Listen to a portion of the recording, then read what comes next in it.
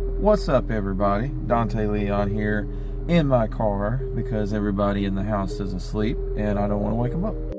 But I just finished Saw 10, Saw X, as it were, and I wanted to make a review. So starting off, I heard fairly decent things about this. It had pretty average to positive reviews, so I was excited. Went to good old Wally World tonight and saw this on the shelves. I didn't realize that the 4K was already out, but luckily it was. I've always been a huge fan of the Saw franchise.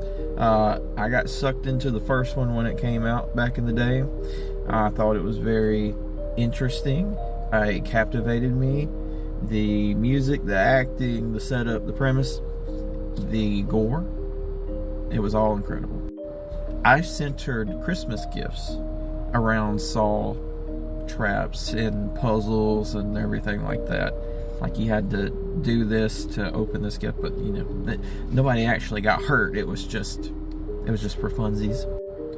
So I think after maybe Saw 4, the series sort of declined a little bit. A lot of people think these movies are just garbage, but I think that the main through line through all the Saw movies, it's a pretty solid line. I think the plot is strong, but you have a lot of movies and there's a lot of back and forth and stuff that they fill in here or there. So you're going to have convoluted stuff. You're going to have plot holes. That's what happens when you have a franchise and stuff and iterations that just keep coming. So I do give it some leeway. But I think overall, the Saw series is pretty fantastic. Now, Saw 3D, I think, was pretty horrendous. That was just in the wave of 3D movies back in that era. I think not the Jigsaw spinoff, but the Spiral with Chris Rock. I didn't hate it, but it was bad. Didn't hate it, but it was bad. This movie was fantastic. It was fantastic, but it had flaws.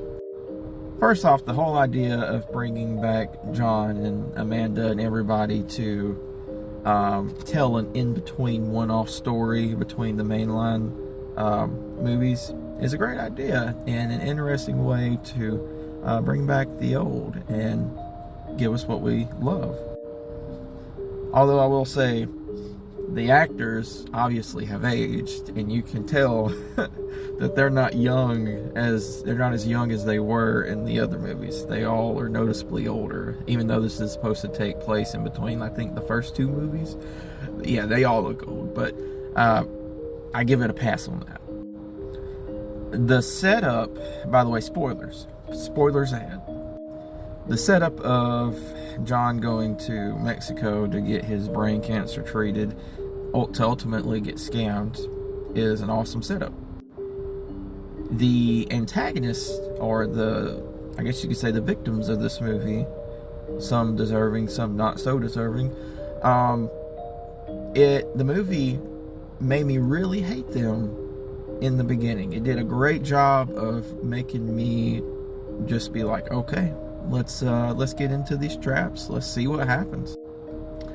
So a criticism that I want to point out is I think a lot of the effects, a lot of the gore was good. There was some practical stuff in there. When it got digital, you could tell that there was some CGI stuff. It was a little wonky.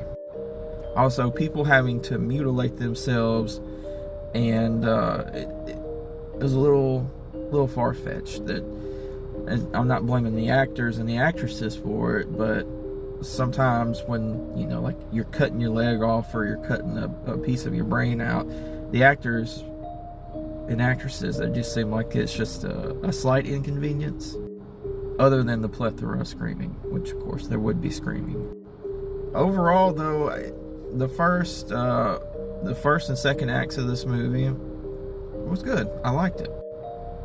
The third act and the ending, I would say, got very convoluted.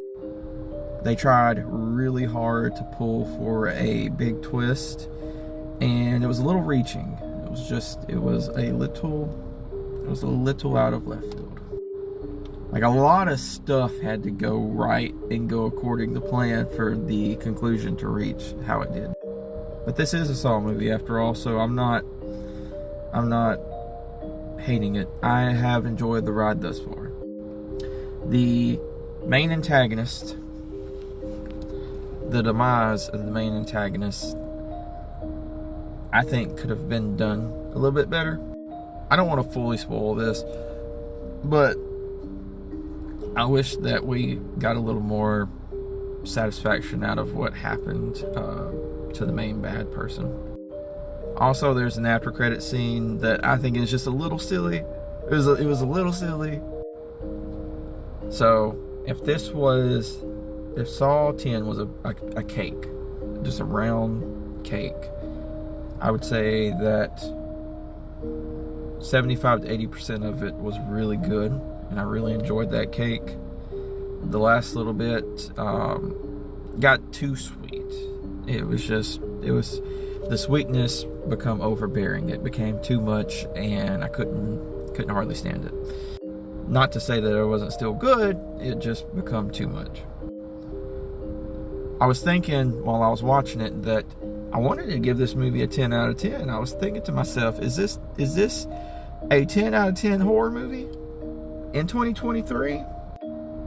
Unfortunately, no, I can't give it a 10 out of 10, though I want to.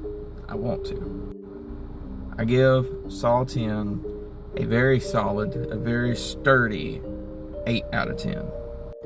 A well-deserved 8 out of 10.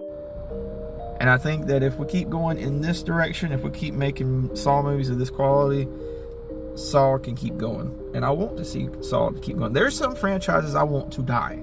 I want to die out. Fast and Furious, I'm talking to you. I hate to say this, Jurassic World, I'm also talking to you. Just die already. But if you're going to pump out Saw movies like this, keep them coming. Although people who make these movies, you have to admit to yourself, the actors and actresses, you can't make them play the same versions of themselves that they were back in the day, because they don't look like that anymore.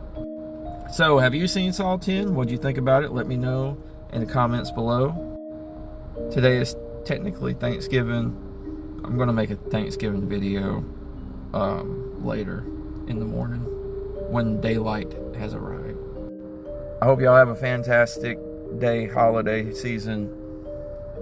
Take it easy. Hasta luego.